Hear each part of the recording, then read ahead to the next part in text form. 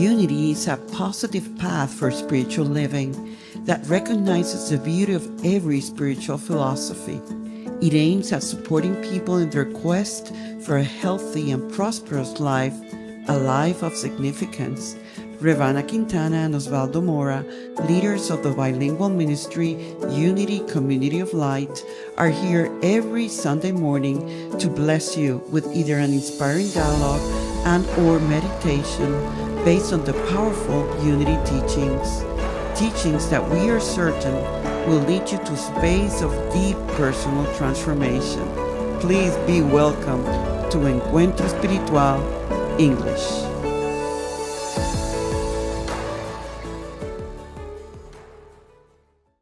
During Encuentro Espiritual English, we have been providing you with the series Healing is Possible.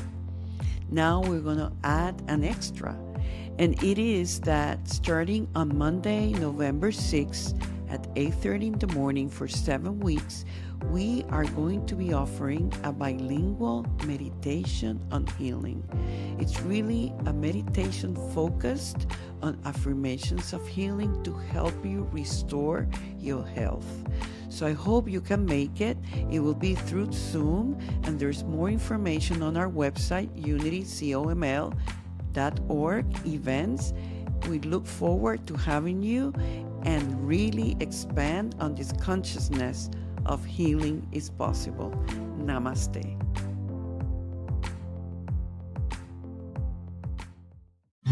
There is one big truth we have all witnessed, and it's that healing is possible. I am Rev Anna, and this is Reverend Julie. And future Reverend Osvaldo. And we are here as part of the Unity COML, Unity Community of Light, a new bilingual virtual ministry that has opened up a space in English with a new series called Healing is Possible. It will start this fall, and it will be the exploration of Julie's journey with her daughter, Leslie, who was diagnosed with a gene-based disease that had no cure. And through prayer and through her transformation towards love, everything shifted. So join us on Sundays at 10 a.m. Encuentro Espiritual English.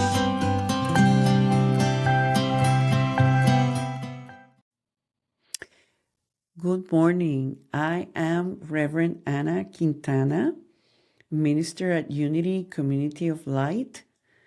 This is a Unity bilingual virtual ministry that has recently added English to our programming with the launching of a series called Healing is Possible in a specific program on Sunday mornings at 10 a.m. Eastern Time, Encuentro Espiritual in English.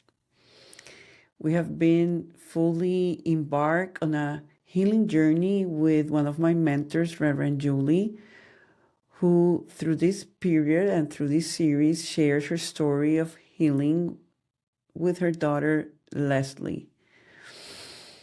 And today we had planned on showing you the next chapter of this series. However, I must say that we were moved to take one Sunday off,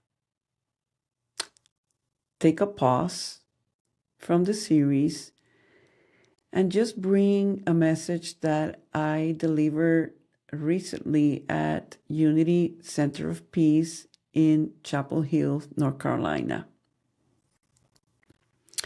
The title of the message had to be with the practice of peace. And I was really, truly guided to address the situation in the Middle East from a spiritual perspective. I think that sensitive beings like us who are on the spiritual journey can't help but be touched, inflicted, affected by what we see is happening there. But as the critical mass that we are of people who know a higher truth, we need to stay in a place of truth, unity, awareness. And that's what I hope that this message can bring to you. We are rebroadcasting the message that was recently delivered in the hopes that you may not only find peace yourself and perspective, but that you stand with so many around the world in a place of spiritual power that can ultimately counteract what seems evil and out of control. This is our sacred responsibility.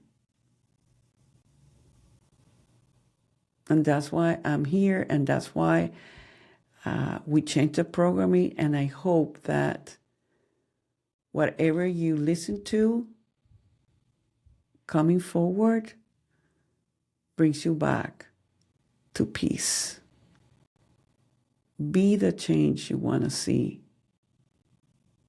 Thank you, and thank you for tuning in. Namaste. Introducing my dearest friend, Reverend Ana Quintana, who's here to give us the message about practicing peace. Come, sister. Let me give you a hug. Thank you. There she is. Hey. Wow. Really happy to be here today. And even from your opening prayer, Victoria, I was feeling the presence, the peace, honoring the name of this temple, Unity Center of Peace. In a time where we know that, somewhat challenged to hold that. In unity, we have come to realize that God is not a man in disguise with human qualities. But if for a moment we would go back to that idea of a human God, I'm sure we could picture a really sad God over the last week, but also a God that is happy. For there is so much good going on in the planet as well. There's so much transformation, so many acts of kindness, so many people truly committed to their spiritual evolution. A happy face because that principle, that idea, that presence knows the truth about this creation and know that our ultimate destination is a destination of power, of plenitude. Still, many of us ask ourselves, how can some of us behave in a way so distant from our intrinsic divine nature? What has been going on in that person's heart, soul, head, to be able to get to the point of inflicting and doing a atrocious act to the most vulnerable of our society, children and babies? It really makes us wonder about the second unity principle that says that we are indeed divine, that there's a Christ presence, that it's all good, all love. Is it truly true? Sorry for the redundance. Is it partially, like some of us are there, but others aren't? So because we're not all that, then it must not hold true? In moments like that, and I'm just speaking with my own, believe me, I had my talk about what I wanted to do today, and then Victoria sent me a text, and I said, no, I'm just going to switch. I'm just going to speak from what I am experiencing, what I feel I need to share, and it will still be a talk about the peace, because that's what I aim, that Spirit through me might bring you to a place in which you can stay hopeful and peaceful, because this is what it's being required of all of us who are sensitive beings. And I believe that in the unity path, we are the critical mass that is holding the consciousness for the planet.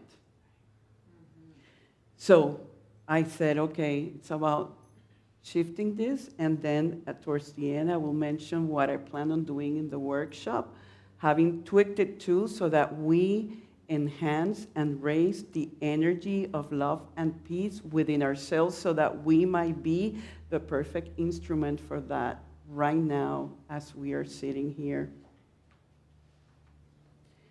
We go through so many emotions as we experience the dark side of humanity. Many of us experience hopelessness, going like, can we aspire to live in harmony as a humanity?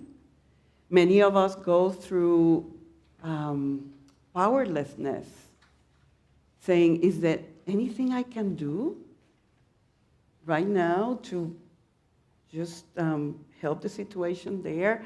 We question our belief system. I had a congregant send to me a text saying, is it really worth praying? Of course it does, but when we're in that shock, we question, don't we? Sometimes we are like the ostrich. We become avoidant because there's something I need to do to have some sort of defense mechanism that can allow me to feel better, and going into my daily routine and detaching might be a way to cope. There's a saying in Spanish that says, ojos que no ven, corazón que no sienten. Right? Eyes that cannot see, it's a heart that cannot feel. And many of us resort to that as a way to cope. Last week in my prayer circle that we have every Wednesday night, that we've been doing that for 11 years now, I was led to do a somewhat unitized tongue meditation, bringing in pain and asking the presence to transmute that pain. And I must say that it was harsh, because even if you bring the energy, you're tuning into that aspect, right? But as we have witnessed all of that, and we see the escalation of violence, we ask, or we can't help but question the reality of evil. And at some point, it really feels a contradiction to our statement of faith that it says, there's only one presence, one power active in the universe and in my life, God the good, omnipotence. And sometimes when we are in that space of doubt, we doubt whether that is true, or if there's really another power. There's God and evil, or good or bad. And at some level in our frustration, we go, well, we better be realistic. We see at some level the evil unfolding, but we must know, and this is where I'm bringing you spiritual principle, we must know that evil on its own has not intrinsic reality.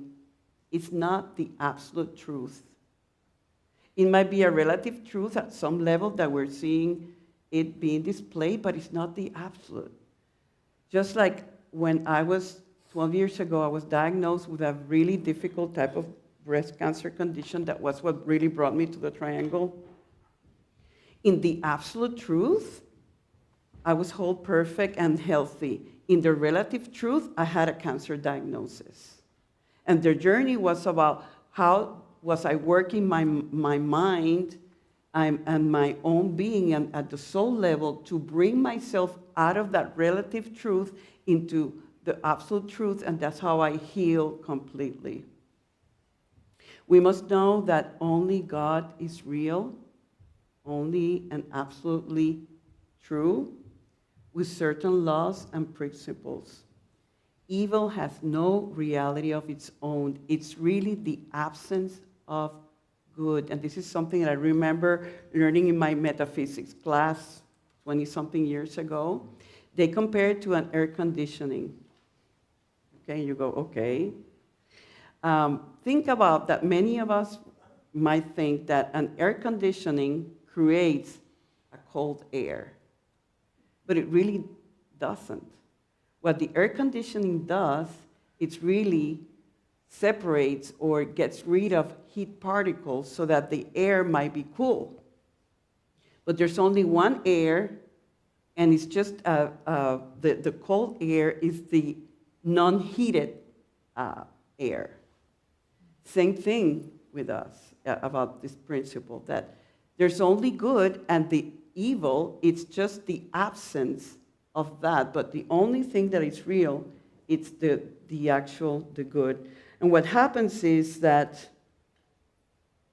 in our process of being in this world, we can, in our ignorance, we can get so trapped in the illusion of separation. And when you're in an illusion of separation, it's the ego that is running the show with a certain desire for power, for control, and that all leads into, imagine a lot of people vibrating in that, and when that happens, we are led to chaotic, dark, and painful results. However, we must realize that we are all always doing the best we can with the level of awareness that we have, we are operating under. And I believe, and this is just my own way of placing spiritual truth into everything that I'm seeing, is that there's certain souls in the planet that are still very immature, that are I don't know, I see it more like from their animal nature. They have not really evolved to a place of awareness and compassion. While there are others that have maybe evolved many times, that have come to this awareness that there's more to life than just the survival. And many of us, and all of us, we are coexisting at the same time, right? And those of us, like many here, I would assume that in general, we've had privileged lives. Our basic needs, most of the times, I'm sure, in our lifetime experience have been met. And we've had the opportunity of exploring ourselves spiritually because our basic needs have been met. And now I can really learn more about my other non-physical side. And there might be others on the planet that haven't had that opportunity, that are in survival mode, that have been, because of their own process in their own environments, have met or have been encountered with a certain image of God, and all of that messes up in such a way that we get what we're seeing. But as those of us who are awakening more and more to our divine nature, we have this sacred responsibility of holding the truth and not being deviating into fearing that seems evil. Charles Fillmore, the co-founder of Unity, I love this from Charlie Fillmore. He used to say that there's two ways of magnifying evil. One is inflicting it, and the other one is what? Fearing it. So you might say, no, I'm a good person, I don't do any harm. But if you and I are fearing it, somehow we're magnifying it. Then I ask, what makes us vulnerable to fear? Especially in these times. What can we do not to fear? What can I do to be a constructive force and not a destructive force? And I don't know why the words that came to me was like, how can I help? Like the book by Ram Dass. And the answer is, well, it's more complex, but I'm just going to make it really kindergarten. Be an owl and not an ostrich. What does the ostrich do? Digs the head on the soil just to not feel, not see. And an owl has the capacity to move the neck all around in 360. It's a symbol of wisdom. And what I'm saying today is that yeah, be an owl and be willing to question, be willing to feel, and then say, what is mine to do? How can I help? And the very first thing that came to me, and it's part of how I process all of this, is to truly pray for those in need. Last night I was with a friend, and we dedicated a whole prayer session for the women and the children in that area. And initially, we walked into that space, and there was so much turmoil and pain and so on. As the deeper we went, the deeper we started feeling a sense of peace that I'm sure, at some level, created some impact. There's never one prayer that can never stay without an impact. I have a friend from here. Years ago, she has an intense prayer practice, and she does a lot of prayers in groups. And she one day asked Spirit, show me the impact of the praying we've been doing. And she went into a dream, and she almost went into a trance. And they were praying for the earthquake people in Ecuador at the time. And she was taken to a scene in which she saw some men caught up in this rubble and how they were being saved, somehow miraculously. And she was shown that. I'm getting goosebumps. There are many times in our prayer circle where I go and I tell people, imagine when you're going through something really difficult and you feel hopeless and you feel alone. And can you hold the idea that somebody else who doesn't even know you is devotedly praying for you? What would that do to you? Let's be that person. Because it doesn't matter, our lives go on, but if out of my routine I can spare some time and say, I pray for you because I care, we just need to trust that that prayer that you're holding for the other and is creating some sort of miracle is also going to change you, going to touch you. For everything you do for another, you're doing for yourself.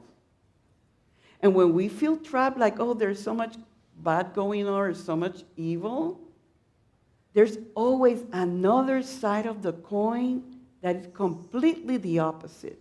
And I was I don't know if some of you saw the movie Sounds of Freedom about the human trafficking story and how bad it is, and it's a 150 billion industry and how many pedophiles in the world and so on.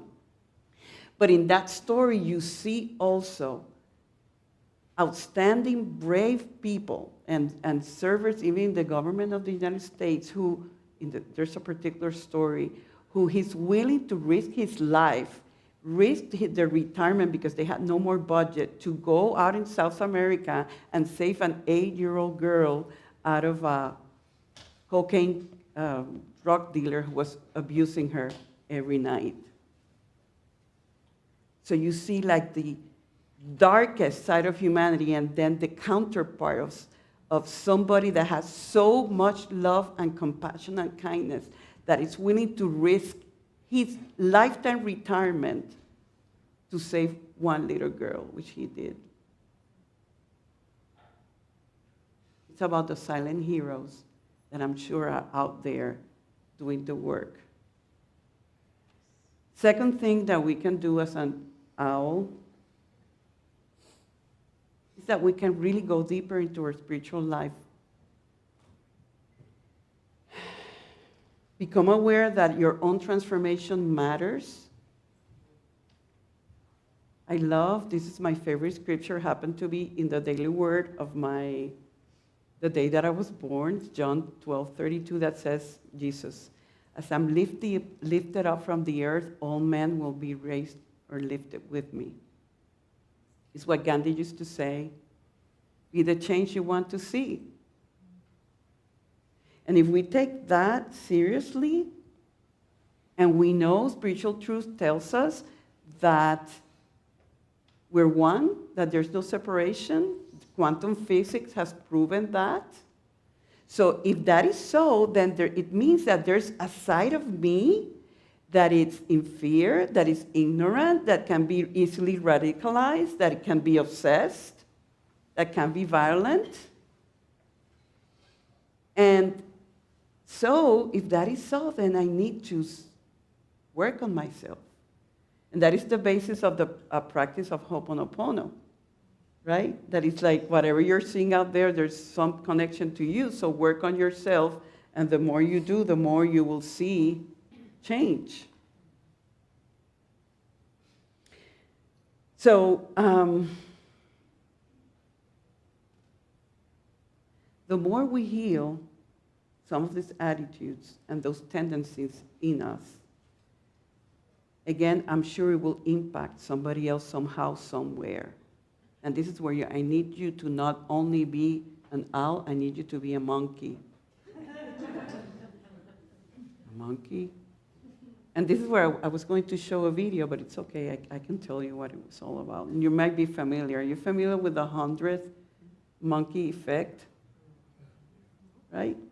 Imagine that in Japan in the 1950s, they did this observation in this particular island of a colony of monkeys who were eating sweet potato, and the sweet potatoes were covered in sand.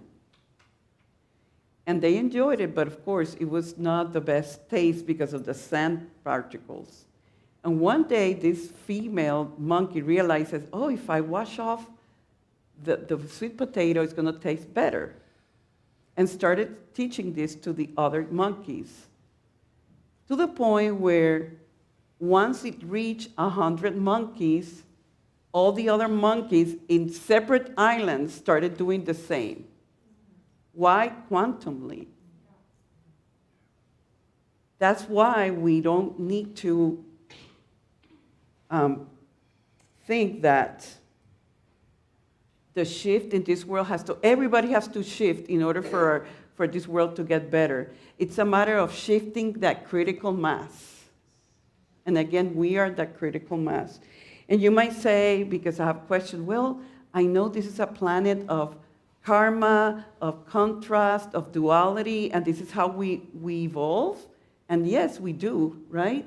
Because as somebody is facing really this excruciating amount of pain, there's somebody who's developing compassion on the other hand. And in this duality is where we see growth. But it's like, do we have to really, we have to hold the idea that at some point, this is not going to be needed, that we're all going to be illumined. And that's why I admire the Bodhisattva vow that says that there are certain souls that are already like in the nirvana state, and they keep coming because they are here to make a difference through service, right? So that second aspect that I'm saying to you is like, work on yourself and use the spiritual practice to maintain yourself pure, because the more you do, the more you will be impacting out there. And if you want to get some special tips, I'm bringing my saleswoman back now. Join me for the workshop, because, and I'm holding this rosary. Years ago, I had a particular friend who was going through a crisis, big crisis, and she's not on the unity path, but she's a believer in God and so on. And she saw me like, oh, if you give me the recipe, I will follow it, and I will do whatever it takes, because everything that I've tried to do in my own external world hasn't worked, so give me the recipe. And I went to see her, and I would jump into the airplane, and I grabbed something like this that I had in my drawer, and then I said, oh gosh. And during that flight, I got a download of the 7 things she could do, and I was giving like all the unity teachings in one seven-step flow. So the workshop will be about that, and maybe we can all make it about, whatever circumstance or worldly circumstance. The point is that if you and I cannot really deal with our own fears, how can we really be a helper, right? So it's like that's the importance of us working on ourselves. And I believe that circumstances like this can be the perfect wake-up call to say, no. There's something I need to do on my own.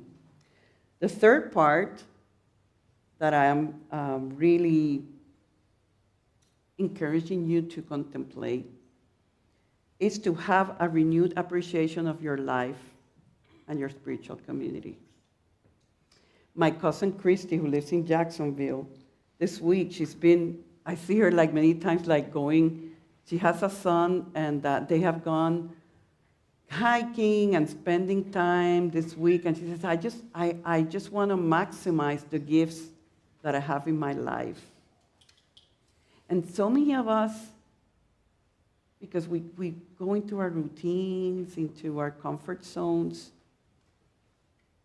we start taking so many things for granted. What if we see this as a way to say, no, I'm not taking for granted anything anymore?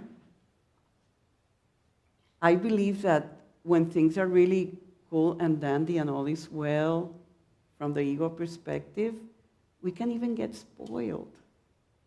We want more. That insatiable ego is like about this and that. And the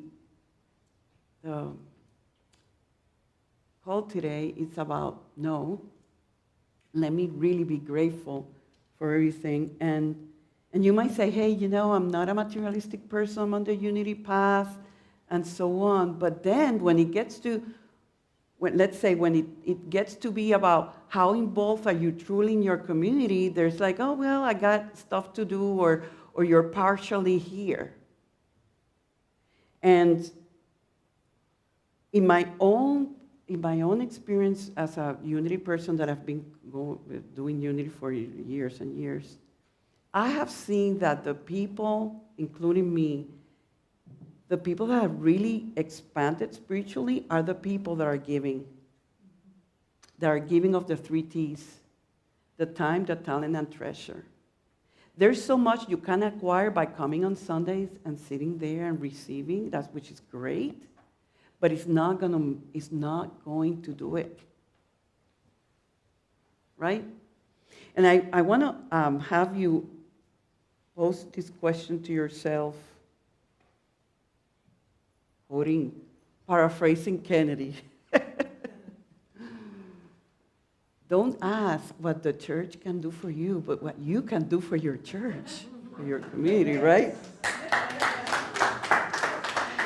And as I was driving and pulling in, I'm like, this is such a beautiful spot in Chapel Hill, North Carolina, with all this greenery, with this energy. I believe that the people in Chapel Hill, in general, are people with a higher vibration. This is like a jewel. But it will be as powerful and impactful as you decided it to be. I would like for you to really go within and say, what else can I do to make this a really vibrant and thriving community in the middle of this? It's almost like Snow White, when Snow White took me into the... Imagine what if all the spiritual unity or the spiritual communities, people there would say, instead of me fearing and going, where is this humanity going? It's like, okay, I can make a difference wherever I am.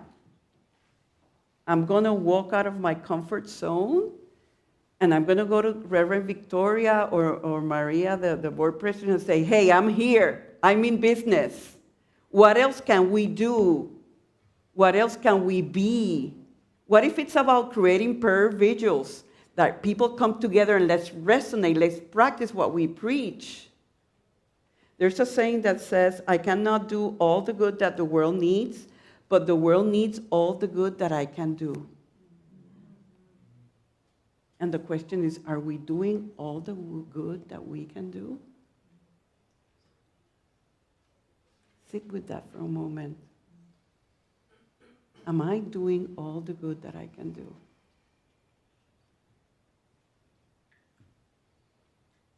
And today, as I'm almost finalized, I'm asking you to really realize that your presence matters.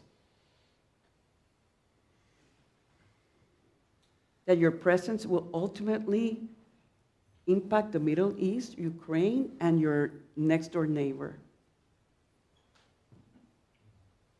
It's about anchoring on the absolute truth that there's indeed one presence, one power, one energy in the universe, and it's completely good. It's being willing to reach out in prayer and do your inner deep healing work. And it's getting involved. This is all doable. But we get comfortable in our routines, in our comfort zones. And this event that has touched so many hearts can be the wake-up call, can be what you needed to say, hey, no. We start here. I start with myself, and I make it a reflection in my spiritual community. What else can you do today to make it good? Come to the workshop. A powerful spiritual practice is really a mechanism by which we stay fear-free, without fearing evil and sustaining love, forgiveness, and compassion. Think about that renewed appreciation for your life and your community. Placing spirit first. How are you managing your time and your finances? It's really a reflection of your consciousness and your love. And I'm asking you today to love unconditionally. We are the critical mass. We can't let this planet go the wrong way because we are asleep. And many of us, we are all privileged to live in America. The land of the free. With our challenges and everything, but we woke up this morning in a peaceful environment, a plate to eat, a safe roof, and a spiritual community here in which we can come and be the presence together. Let us pray.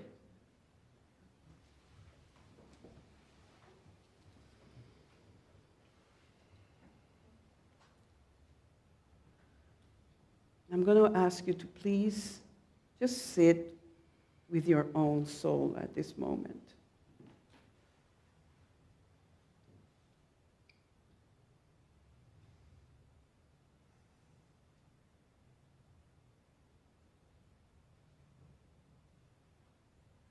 And whatever you might be experiencing, please know that it's the energy of God, the energy of love, moving through you.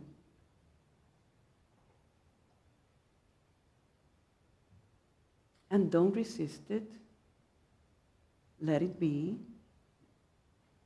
And let it expand. And let it expand around all beings here this morning. And trust that all hearts are being touched in a special way.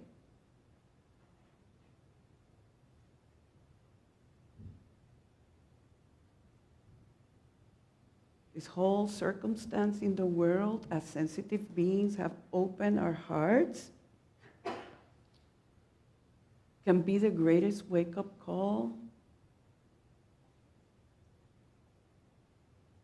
to get us back on the path that we really need to be at.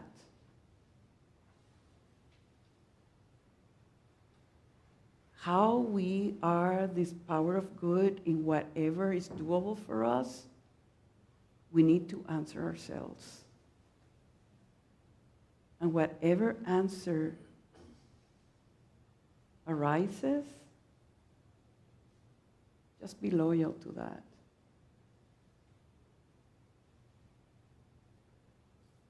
Just said, here I am, God. I'm doing my part. Here I am, God, being your instrument by first staying pure in the truth that I know and staying alert and receptive to what is mine to do. And if I love the spiritual community of Unity Center of Peace, if I love the Unity way of life and what it has brought to my experience,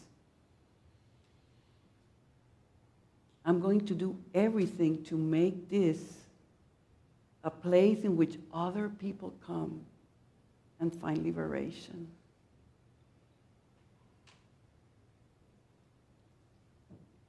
And we extend this energy of love towards the whole city of Chapel Hill and North Carolina and the United States and the entire American continent. And we let it be in those places where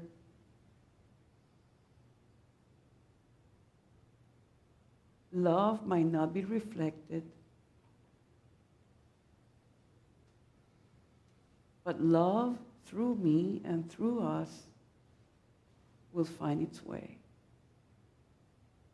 We have that faith, we have that intention, and because if it's in alignment with divine will, which we know it is, all will be touched, all will be transformed, and the world of good that God intended for its creation will be established. For that and more, we say, thank you, God. Thank you, really thank you, that I get to see. And so it is. Amen.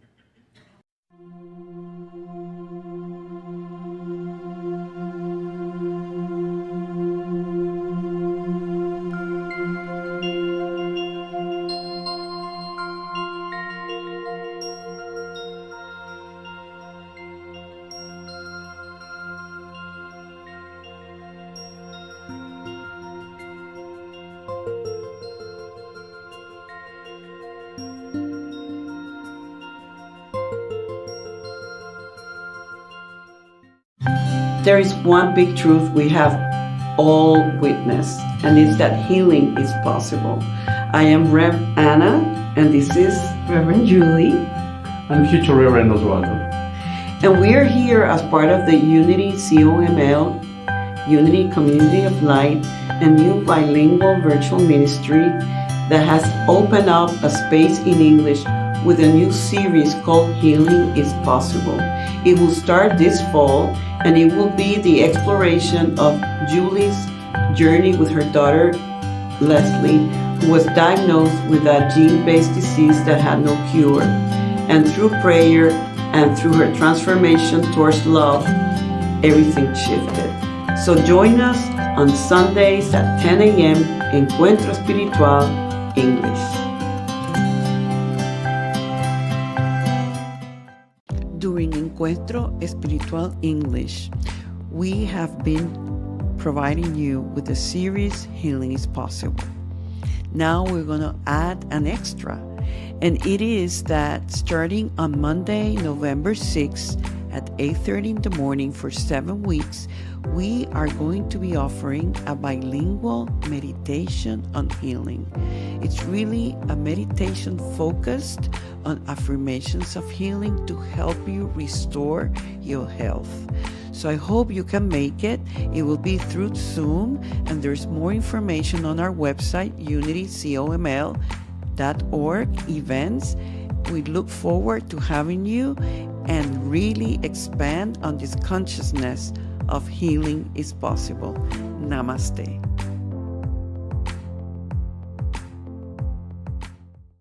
Unity COML, Unity Comunidad de Luz, Community of Light. It's a ministry of love, big commitment to help everyone who's ready explore principles of truth that can really bring healing, prosperity, and all the good that God always has in store for each one of us. If you feel truly in your heart that we are serving you and that you feel that you are expanding in every way and would love to give back and make sure that others are benefited just as well, we highly encourage you to donate. Do a love offering based on the love, appreciation, gratitude, and joy that you are receiving from the source to transform your life. Visit us at unitycoml.org and do what is yours to do from that place that knows that there's abundance for all. As always say, asking is giving, and that's how we support our ministry. Your needs, our help, and everything goes together. Divine love, through you, through us, blesses and multiplies all that we are, all that we have, all that we give, and all that we receive. And so it is. So it is. Amen.